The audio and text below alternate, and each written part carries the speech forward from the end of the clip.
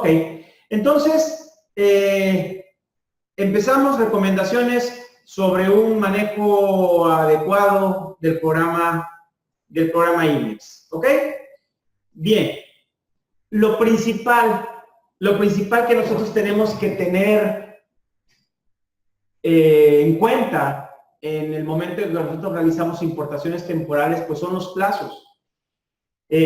Ustedes saben que en términos del propio artículo 108 de la ley aduanera, que es la disposición más importante en materia de importación temporal de empresas con programa IMEX para elaboración, transformación o reparación, pues tenemos ciertos plazos que igualmente, se replican en el propio decreto IMEX, que ya, por cierto, está demasiado parchado, demasiado reformado, y se espera que en próximas fechas se emita por parte de la Secretaría de Economía un nuevo acuerdo o un nuevo decreto IMEX, básicamente nada más integrando todas las publicaciones que ha habido desde ya hace varios años. Pero bueno, los plazos, como ustedes saben, son de 18 meses, 2 años y por la vigencia que dure el programa. Tratándose de empresas certificadas en materia de IVA de IEPS, pues son hasta 36 meses. Y cuando la mercancía vaya a recinto fiscalizado estratégico, pues el plazo se va a 60 meses. ¿Cuál es el tema aquí? En donde, insisto, en virtud de las diversas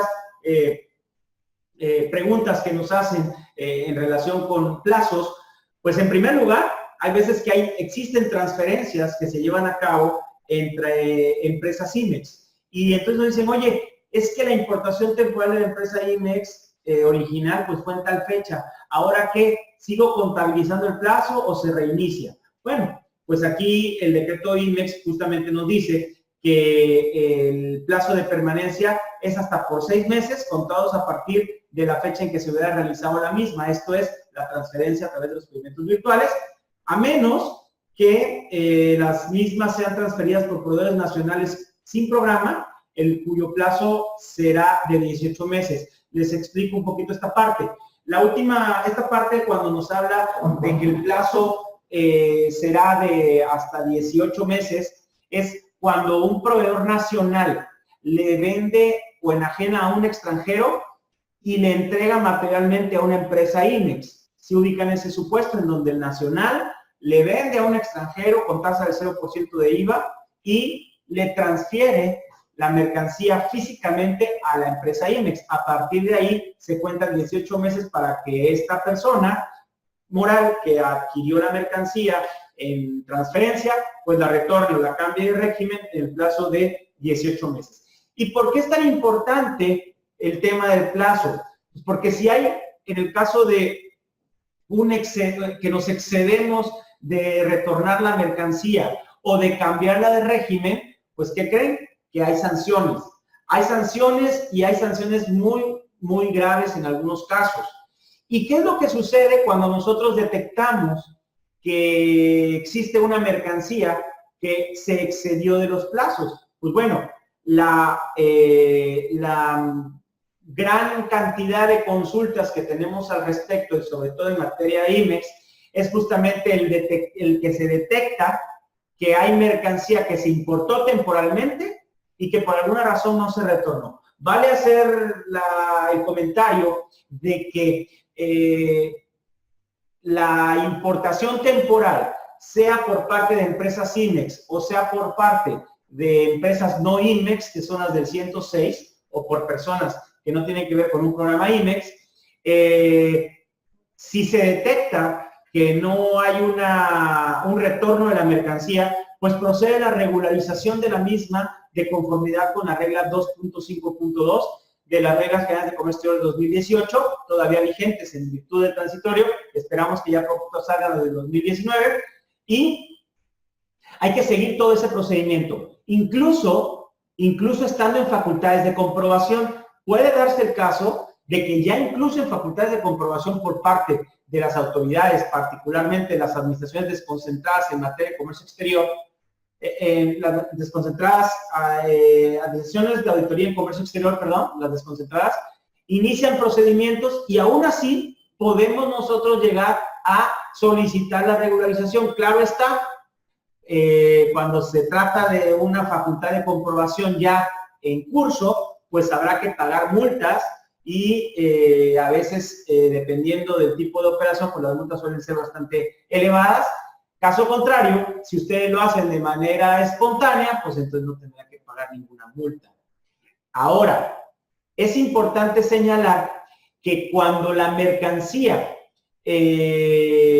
por algún motivo, es robada de los almacenes o de las bodegas que para los efectos correspondientes tienen dados de alta a través de la Secretaría de Economía, justamente asociado a su programa IMEX, pues entonces vamos a tener que seguir un procedimiento especial que no es la regularización en términos de la 252, sino que es de la regularización, pero por mercancía robada que tiene toda su especificación en la regla 257. Y les voy a explicar por qué.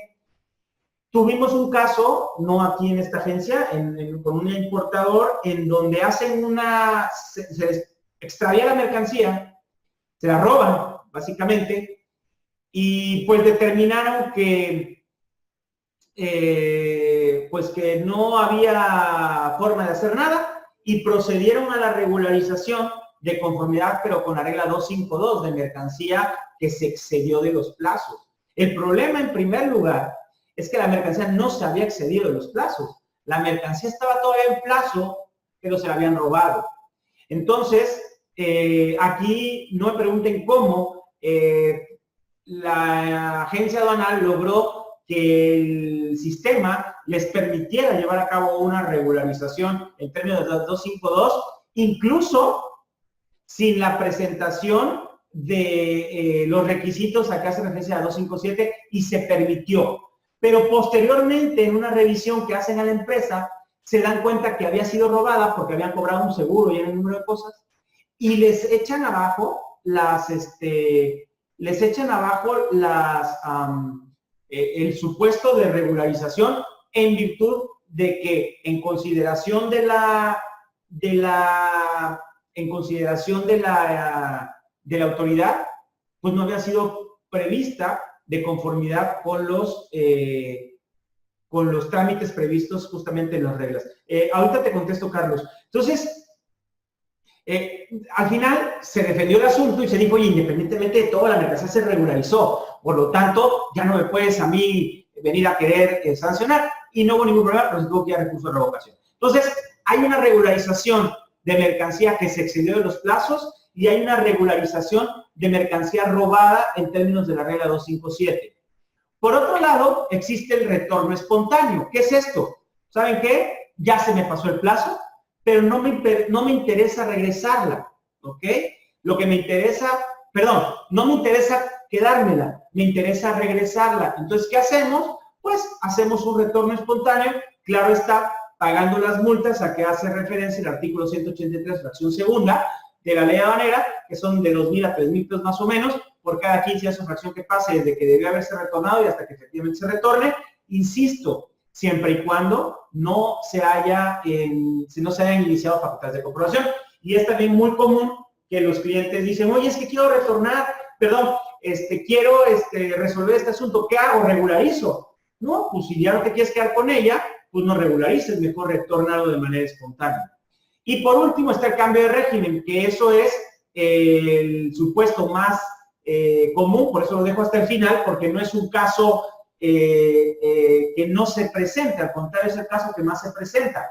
El cambio de régimen, bueno, lo normal es que la mercancía se retorne, ya sea elaborada, transformada o reparada, pero en muchos casos se realiza el cambio de régimen y la mercancía se queda en territorio nacional, todo esto de conformidad con los artículos que ahí se señalan, y simplemente será un cambio de régimen, entre comillas, común y corriente. No es el momento de entrar a detalle de determinar el caso de la aplicación de las preferencias arancelarias y tal. Ese no es la finalidad. Aquí como les dije es ver esos casos especiales, y esto es lo que pasa cuando los plazos se exceden. También está el supuesto en donde por alguna razón les cancelan el programa IMEX y tienen la necesidad pues, de llevar a cabo todos los trámites tendientes a cambiar de régimen o exportar toda la mercancía y les dan un plazo hasta de 6 meses, pero de ahí pueden ampliar el plazo de manera, por un lapso igual, pero eso es una excepción ya a la regla, ya para dar una cancelación, que todavía no vamos a hablar del tema de cancelación.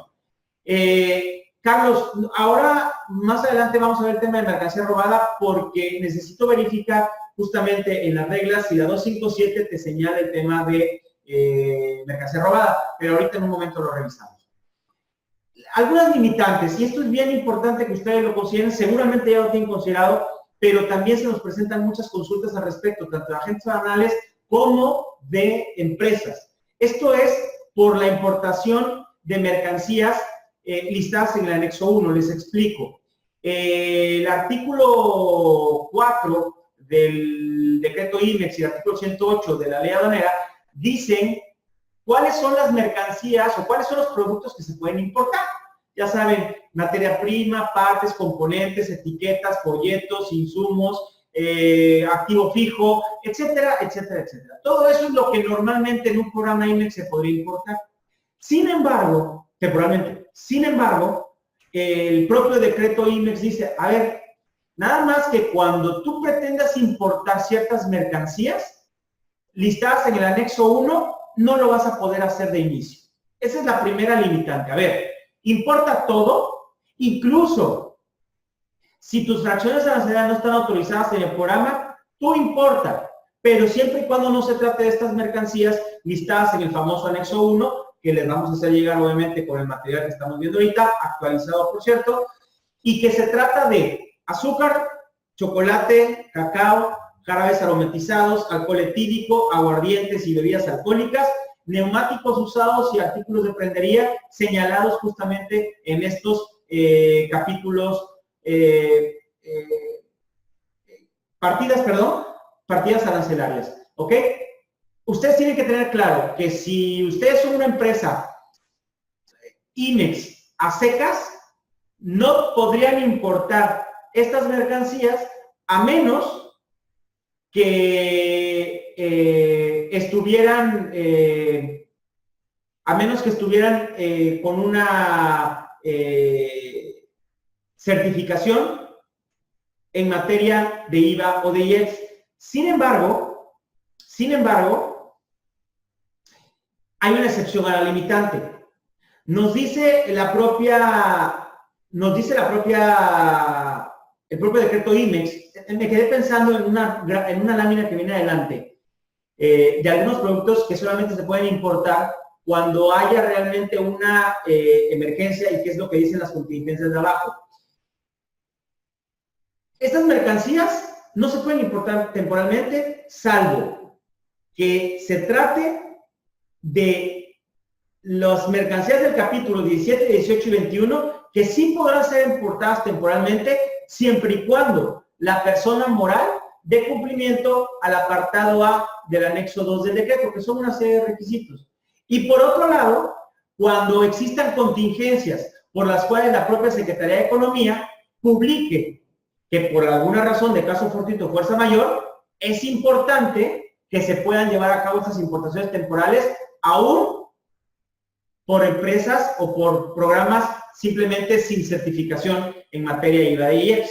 Entonces, estas son las dos limitantes al supuesto del anexo 1. Ahora, hay otras mercancías que son las listadas en el anexo 2.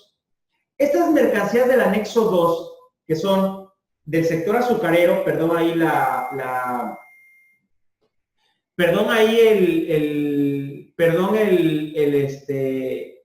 el error es azucarero, sector acero, sector textil y confección, sector aluminio, sector desperdicios y sector del tabaco y sucedáneos.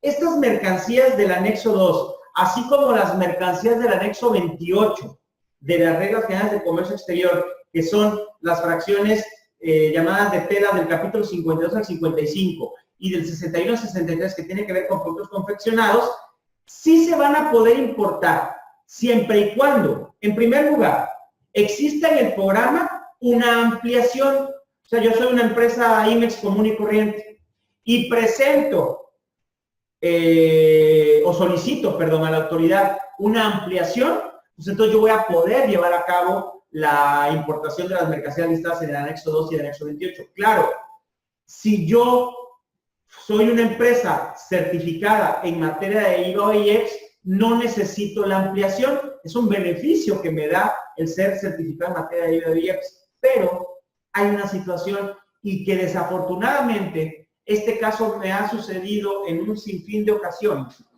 porque resulta que no se prevé en algunas ocasiones que hay que realizar una solicitud de autorización para importar temporalmente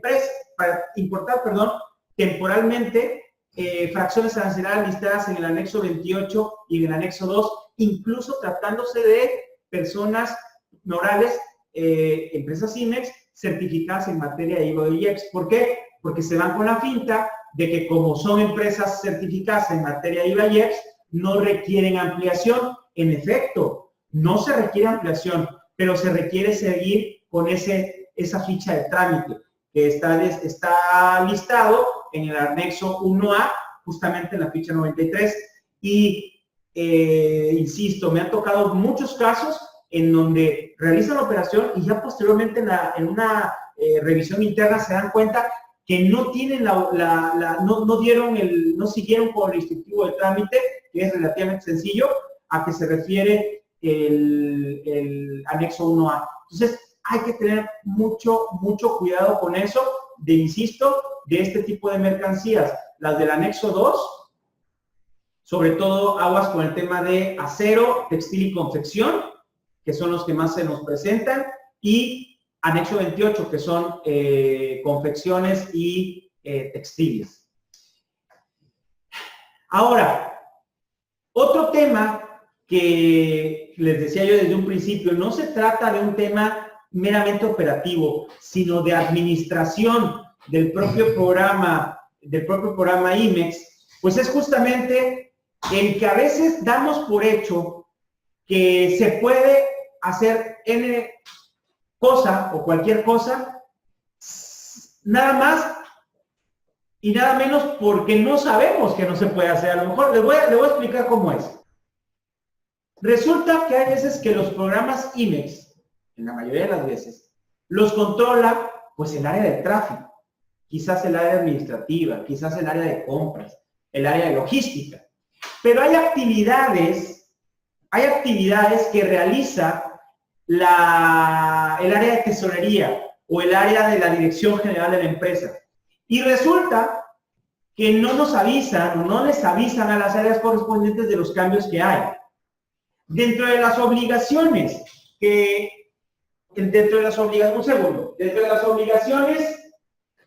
debemos de contemplar para efectos del correcto manejo de una empresa, de un programa IMEX, pues es que las mercancías que se importen temporalmente deben de mantenerse en el domicilio o en los domicilios registrados en los programas.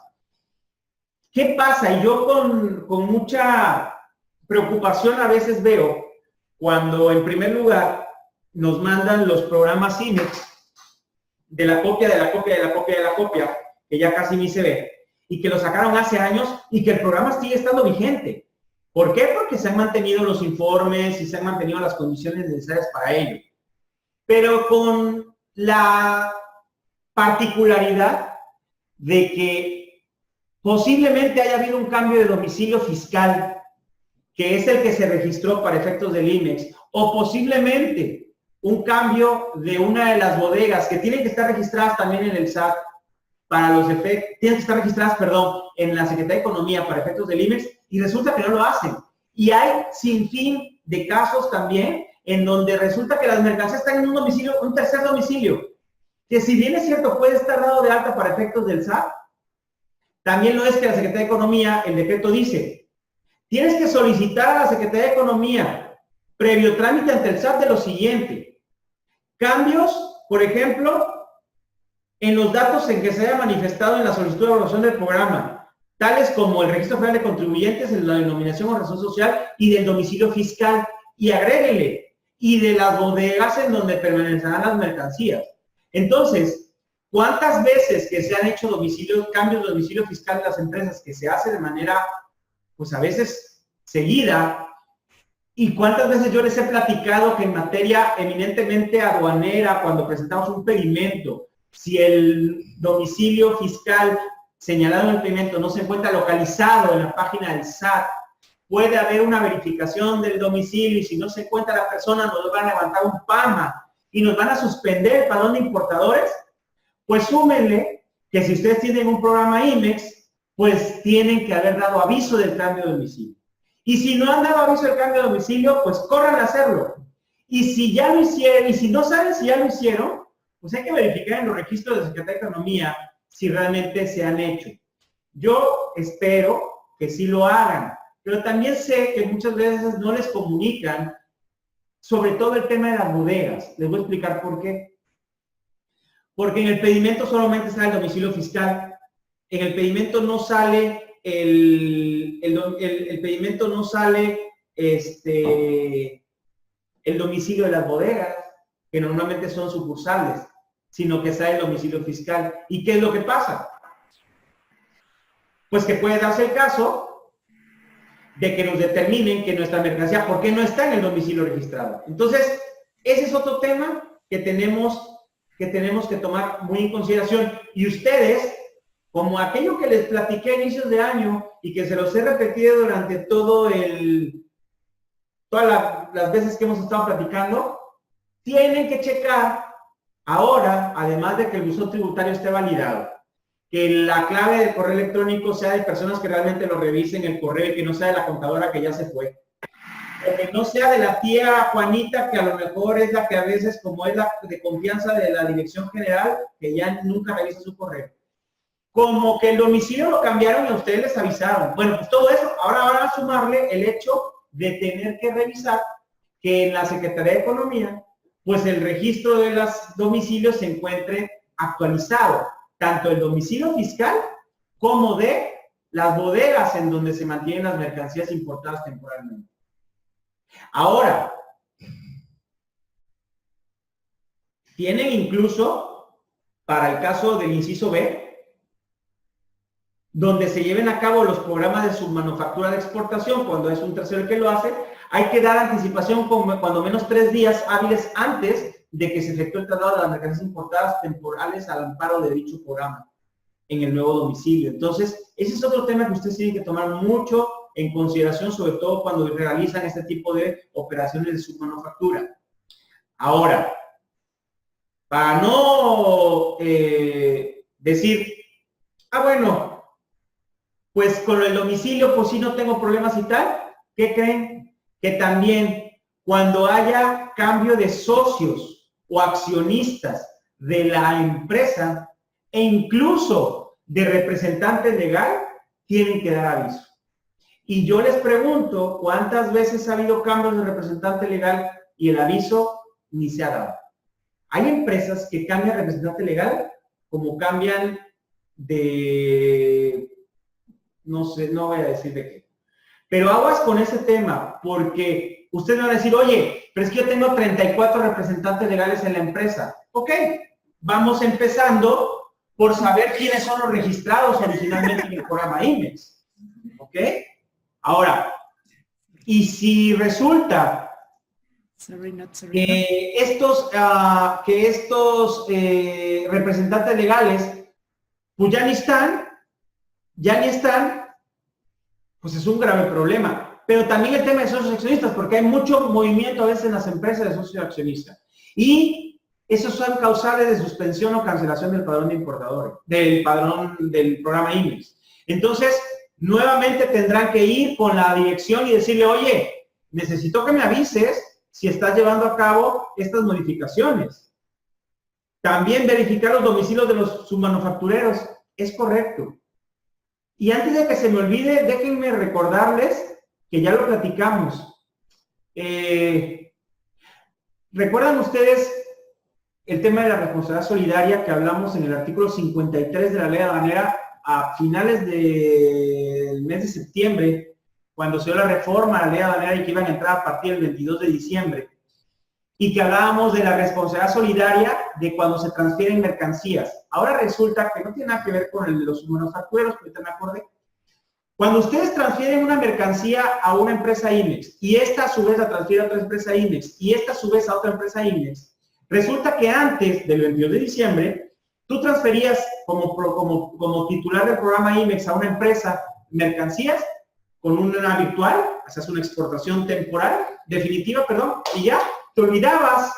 Ahora resulta que la ley dice, no, tú sigues siendo responsable solidario hasta que esa mercancía no cambie de régimen o no se vaya. No me ha tocado ningún caso, porque apenas empezó el 22 de diciembre. Pero yo les platico qué control vas a poder tener de que el tercero o cuarto IMEX, si es que son tantas las manos donde pasó la mercancía en transferencias virtuales, pues puedas controlarlo, ¿no?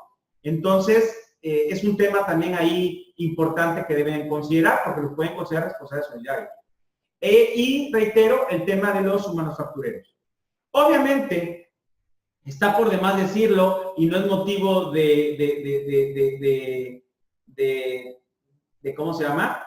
No es motivo ahora de comentarios el control de inventarios del anexo 24, ya sea que lo hagan ustedes, que lo haga una empresa externa, un despacho externo, y que como les dije el otro día, el agente aduanal no lleva normalmente el control del anexo 24. Les proporciona información, quizás llevan ahí un tipo de control, pero no es el control específico ni estricto del control de inventario. Y obviamente proporcionar información cuando sea requerida. ¿Y qué hay que hacer para que la información sea requerida? Pues estar localizado. ¿Y dónde tienes que estar localizado? Pues en un domicilio que la Secretaría de Economía tenga dado de alta. Porque si bien es cierto, te pueden notificar a través de correo electrónico, pues a lo mejor lo van a hacer de manera física. Entonces, y les insisto, yo veo con mucha preocupación a algunos programas IMEX viejos, que yo no sé ni siquiera si, como está la facilidad de la no ampliación y de que si bien es cierto dan informes, etcétera, y a lo mejor los informes que se realizan de manera anual, ustedes pueden dar a conocer el cambio de domicilio, no vaya a ser una vez que se les olvide y se vayan a meter en un gran problema.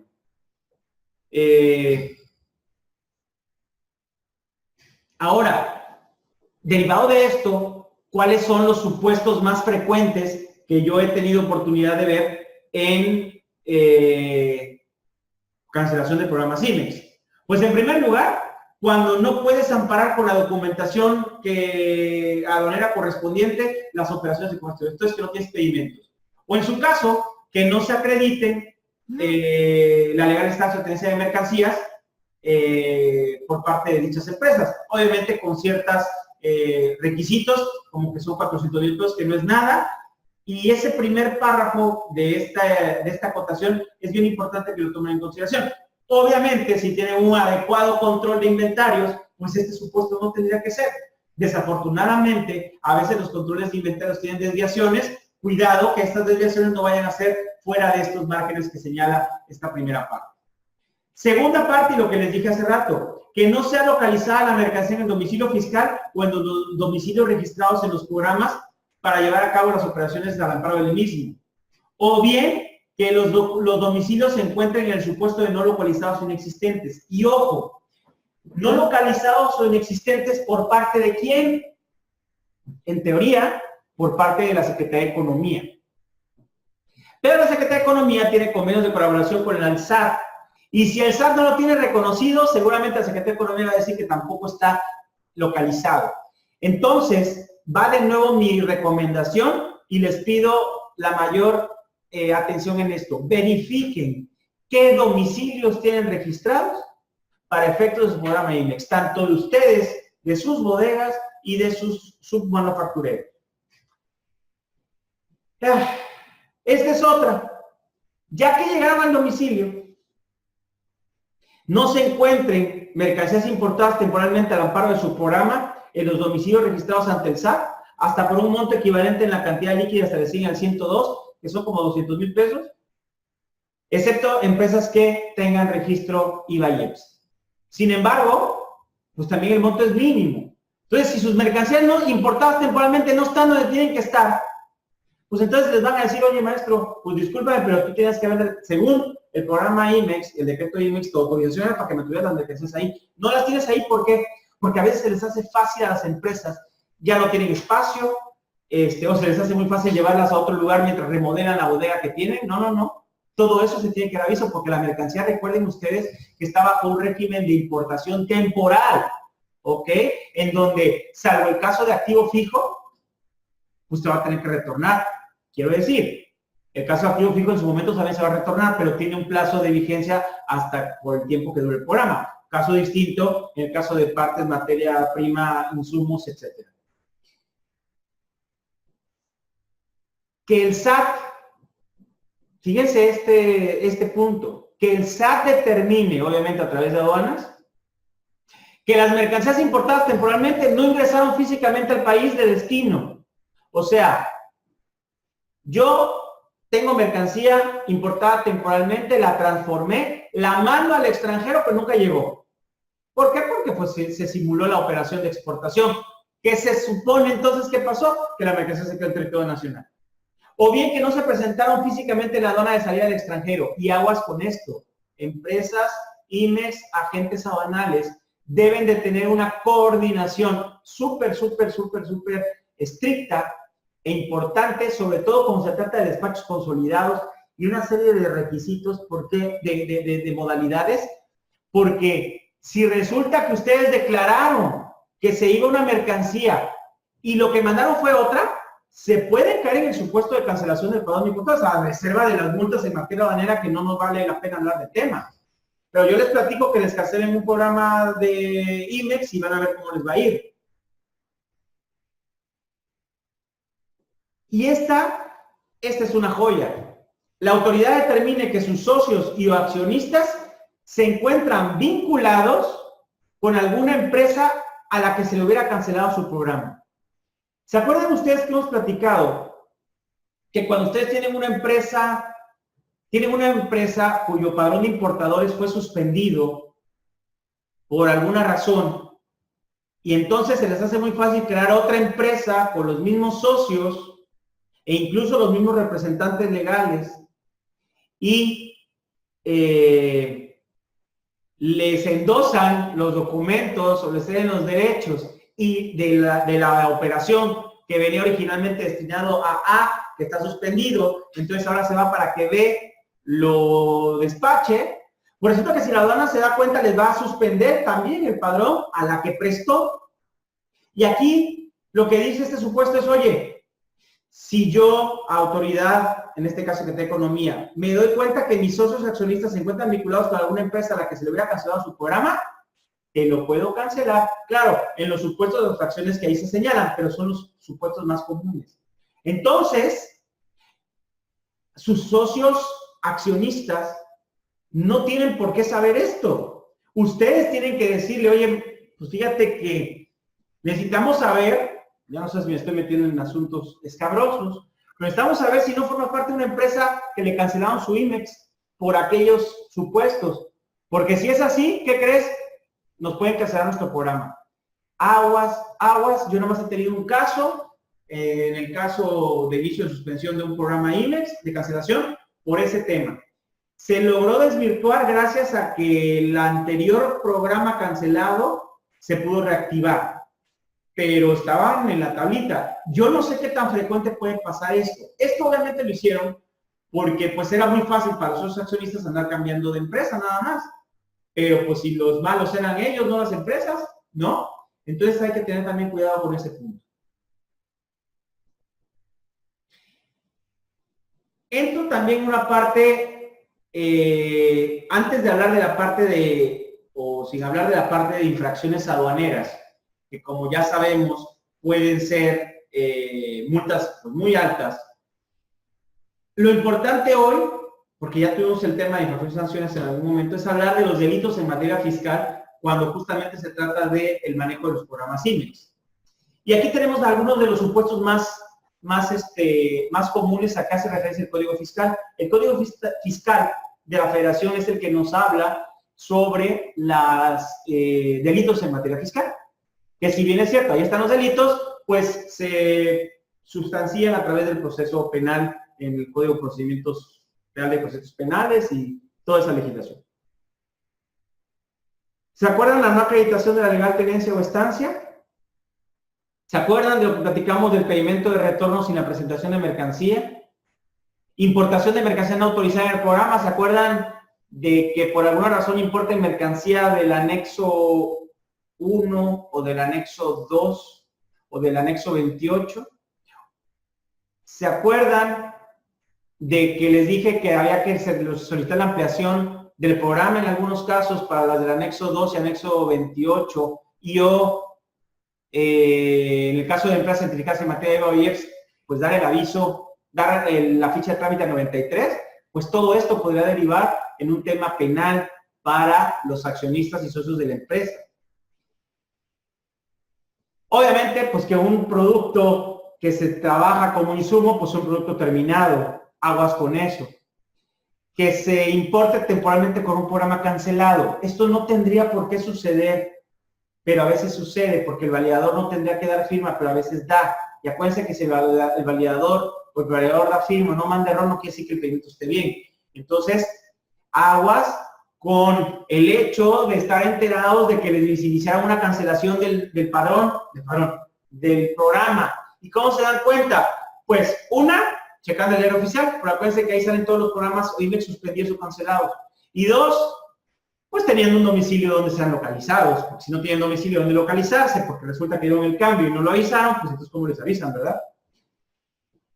A través de una importación temporal bajo una razón social que haya cambiado y que no se haya dado aviso de dicho cambio de autoridad. A ver, resulta que hay un cambio de asamblea, hay un acta de asamblea extraordinaria en donde los socios decidieron cambiar el nombre a la empresa. Y sí, le dieron a conocer al SAT toda la información, pero se les olvidó, pequeño detalle, dárselo a conocer a la Secretaría de Economía. Y pequeño detalle, la gente no se dio cuenta que el programa IMEX que tenía traía la razón social anterior, a pesar de que el nuevo programa, la nueva constancia de situación fiscal del SAT traía la nueva razón social. Entonces, pues, grave problema.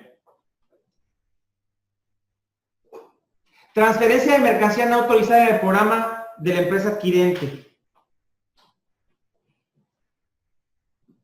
Cuando hay transferencias y resulta que la empresa pues no tiene su programa, pues también va a ser un problema. Transferir mercancía cuyo plazo de permanencia haya vencido, pues acuérdense que desde el momento en que la mercancía venció su plazo en territorio nacional, la mercancía se encuentra ilegal en el país. Y si se encuentra ilegal en el país, no pueden hacer nada, ni verla. Lo único que pueden hacer es, como les dije al inicio, regularizarla, cambiarla de régimen. Si ya se les pasaron los plazos, ya no pueden cambiar de régimen, tienen que regularizar. Cuando no se acredite el descargo de la materia prima en el plazo a que se refiere el 108 de la ley aduanera, eso tiene que ver con el control de inventarios. Cuando no se acredite que se encuentran en el domicilio para su elaboración, transformación o reparación, o sea que no estén en las bodegas registradas. Cuando presenten a la autoridad documentación falsa o alterada. Cuando no se lleven a cabo los registros o sistemas contables. Y en un extremo, cuando hay una exacta declaración de la descripción y clasificación de la mercancía pues en el pedimento. Esto pues correrá a cargo también del agente aduanal el que se pueda de manera correcta llevar a cabo este tipo de declaraciones en el pedimento. Entonces, si ustedes observan, son varios supuestos que creo que hemos de tomar en consideración justamente para evitar en un momento dado que nos puedan sancionar tanto al momento de realizar la operación durante el despacho aduanero como con un correcto manejo del propio programa, del programa IMEX. Tenemos mucha regulación al respecto del tema IMEX y que paradójicamente esa regulación muy específica de cómo se tiene que hacer el pedimento y cómo tengo que calcular para ver si el valor añadido, si no, si la transferencia la hago a través del pedimento consolidado. todo este tema y que la forma de pago 21 para cuando soy empresa IVA y IEPS, todo eso está muy bien. Y justamente eso es parte esencial de un manejo adecuado del programa IMEX. Pero déjenme decirles que cuando menos en los comentarios que yo les quiero dar a conocer es de situaciones hasta cierto punto sencillas de resolver, porque no tienes que estar haciendo sumas, restas, ni cálculos extraños, ni nada por el estilo. Solamente tienes que tener un adecuado control administrativo de tu programa desde el punto de vista de la regulación que lo norma y no así de la operación tras operación tras operación que hay empresas como ustedes que hacen N número de operaciones. Esto no estamos hablando de una operación en particular, estamos hablando sobre todo de un seguimiento y de un control adecuado de estas regulaciones, estas situaciones no operativas que es sumamente importante que lo empiecen a ver y les voy a decir por qué. Actualmente, si ustedes han escuchado en los medios de comunicación y a través de las redes sociales, pues ahorita contesto esto que me preguntaban de los sacos de polipropileno. Entiendo que los sacos de polipropileno los están importando como envases, entonces yo no le vería problema, pero ahorita lo platicamos. ¿Qué están haciendo hoy las autoridades del gobierno federal? Están revisando con lupa que todo se encuentre de manera correcta porque este país estaba hundido de corrupción y todo era chueco y todo era guachicol y todo era una porquería. No estoy diciendo que no sea así. Lo que estoy diciéndoles es que las autoridades están revisando lo que antes no se revisaba y están empezando desde lo más básico. Entonces, con la información que contamos desde el mes de diciembre, es que eso es lo que están haciendo hoy la Secretaría de Economía, el Servicio de Administración Tributaria, que el Servicio de Administración Tributaria siempre lo había estado haciendo. Al ser un órgano bastante robusto y bastante importante hasta hoy en México, la Secretaría de Economía no lo estaba haciendo tanto. Entonces, con algunos comentarios que hemos tenido de gente allegada, pues nos hemos dado cuenta de ello, ¿no? Entonces, es por ello que les recomendamos de verdad que consideren todo este tipo de situaciones a partir de ya, y que ya sea que sean ustedes los que manejen los programas o haya quienes se los manejen y que seguramente si se los manejan, a lo mejor todo esto que les estoy diciendo ya se los dijeron, lo vuelvan a checar y verifiquen que estén cumpliendo en tiempo y forma con toda la información que les acabo de comentar y que a través de Margarita les vamos a llegar los decreto IMEX actualizado, así como el capítulo correspondiente a reglas y criterios de Secretaría de Economía para efectos de IMEX y, pues, insisto, estén debidamente cumpliendo con la regulación en materia de programa IMEX por parte de Secretaría de Economía. Dice una de aquí en el chat, nos dice, nos dedicamos a la fabricación de supersacos de polipropileno como producto terminado. Sin embargo, también importamos sacos de polipropileno para su reparación y retorno. Esto también es una causal de delito en materia fiscal, porque son insumos como productos terminados. A ver, mercancía que se importa para elaboración, transformación o reparación. Puede darse el caso de que la mercancía está terminada y solamente se importa para reparar, no caerías en ese supuesto. Pero si tú estás importando una mercancía para elaborar y es un producto, en realidad hay muchas mercancías que ya son productos terminados. La distinción entre una y otra es muy sutil, pero sí se llegó a ese extremo porque resulta que pues estaban importando y clasificándolo en el rubro de insumos, que era material totalmente terminado que no les hacían absolutamente nada. Y básicamente estaban manteniendo la mercancía aquí temporalmente de manera incorrecta porque lo pueden haber hecho de otra forma. Y por ahí se lo llevaron como un delito fiscal. Seguramente las autoridades vieron algo y lo tuvieron que sancionar de esa manera, porque ese artículo del Código Fiscal ya tiene varios años y no ha sido modificado. No sé si tengan alguna duda, alguna otra pregunta. Insisto, son temas meramente de compliance en materia de Secretaría de Economía, como les he repetido en el número de veces. No es un tema de IMEX detalle, que ese será en otra ocasión cuando ya nos metamos a fondo en temas meramente operativos y de elaboración de pedimentos, etcétera, etcétera. ¿Ustedes tengan alguna duda, algún comentario? En el caso de la mercancía robada, voy a checar y les vamos a hacer llegar junto con el material la respuesta al respecto de qué pasa cuando hay mercancía robada o siniestrada, que si no mal recuerdo estamos en el mismo supuesto. Lo que pasa es que no puedo entrar a las reglas aquí porque se me trabó la máquina y creo que nada más me están pudiendo ver. ¿Sí me ves, verdad? Sí. Ok, entonces, ¿alguna duda, alguna pregunta, algún comentario? Quiero que por favor hagan la revisión de todos sus temas. De verdad, se pueden sorprender en algunos casos de que no estén actualizados y no teman a abrir la caja de Pandora, porque muchas veces, claro, primero investiguense en su archivo IMEX qué información ha estado suministrando, ¿verdad?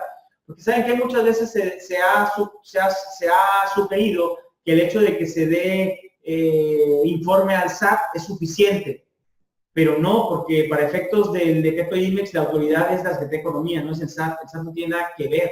Entonces, aguas con ese tema. ¿Cuál es el proceso de dar de alta a las empresas maquiladoras? Bueno, pues les mando también en el propio programa IMEX, en el propio decreto vienen todos los requisitos para poderse inscribir y cuáles son los requisitos. Son varios. Se puede hacer incluso a través de ventanilla digital. Entonces también les hago llegar esa información, Héctor. Hay que guardar el chat para... ¿no? Sí. Empecé cuando ya está... Ok, bueno, pues entonces sin más, les agradezco su presencia y nos vemos dentro de unos días con el siguiente tema que no me acuerdo cuál es, pero ya lo tenemos ahí anotado para poderlo desarrollar. Ok, bueno, pues que estén muy bien y les mando un saludo. Buen día.